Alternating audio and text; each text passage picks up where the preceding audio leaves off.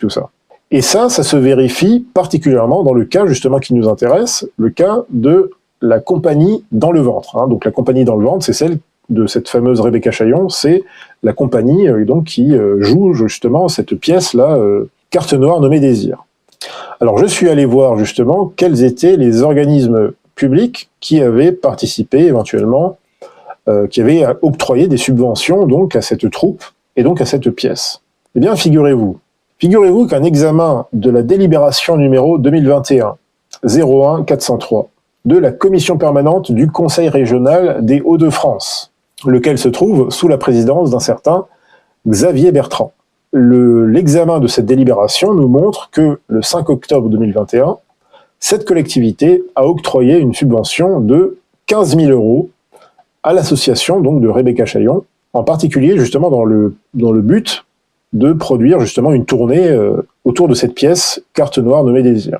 Mais ce n'est pas tout. Ce n'est pas tout, puisque sur les 56 élus présents ou représentés donc lors de la commission permanente, hein, donc tout ça, ça passe par des commissions permanentes, si vous connaissez un petit peu les finances publiques et les collectivités territoriales, eh bien, sur ces 56 élus, tous, sans exception, tous ont voté en faveur de cette subvention. Alors bien sûr, lors de ces commissions-là, il n'y a pas que, en général, c'est pas monothématique, en tout cas, je veux dire, c'est pas juste ciblé sur une seule association.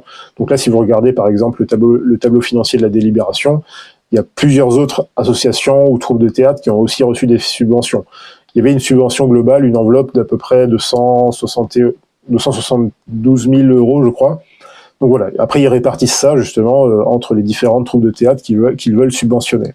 Donc voilà, tous les élus présents ont tous voté en faveur de cette subvention pour la troupe de théâtre qui donc a produit la pièce Carte Noire nommée Désir.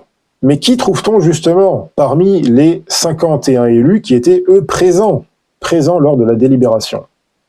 Qui est-ce qu'on trouve? Eh bien on trouve deux élus du Rassemblement national, messieurs Sébastien Chenu et Jean-Philippe Tanguy. Tous les deux ont voté pour l'octroi de cette subvention, comme vous pouvez le voir ici, sur donc cet extrait de la délibération. Donc c'est quand même problématique tout ça, parce que je veux bien admettre, encore une fois, vous savez, pour certains d'entre vous, vous savez que je travaille justement dans les finances publiques.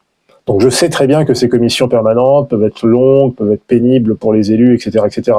Mais je vous rassure, hein, c'est beaucoup plus pénible de notre côté, du côté des finances publiques, de ceux qui sont à l'exécution, à la prévision, etc. C'est quand même beaucoup plus compliqué, me semble-t-il, hein, me semble-t-il.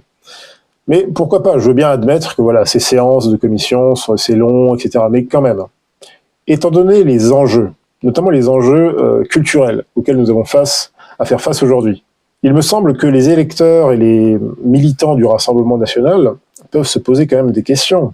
À quoi servent en fait ces élus, les élus d'un parti de droite nationale, soi-disant, qui est donc censé défendre certaines valeurs morales? À quoi servent ces élus si ces derniers, finalement, votent des financements en faveur de spectacles dégénérés? Je dirais même plus que dégénérés, enfin, oui, dégénérés, c'est déjà l'aspect le plus grave, mais en fait, profondément antisociaux, parce que voilà, on parle effectivement de racisme anti-blanc, etc., c'est le cas, enfin, clairement. Mais moi, ce que je remarque, c'est vraiment l'aspect antisocial, parce qu'en fait, on finance des spectacles qui participent, si vous voulez, à l'augmentation de la division dans la société. Une société, encore une fois, qui est déjà suffisamment fragmentée comme ça.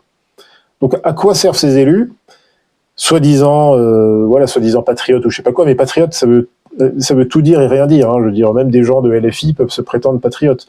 Même le député Léo Mans, le fan de Robespierre, peut aussi se prétendre patriote. Ça veut un peu dire tout et n'importe quoi. C'est pour ça que toutes ces questions de conservatisme social sont très importantes. Et ça, c'est une erreur très grave du RN. Encore une fois, je ne fais pas forcément cette vidéo pour taper sur le RN, je veux dire, on leur tape assez dessus comme ça.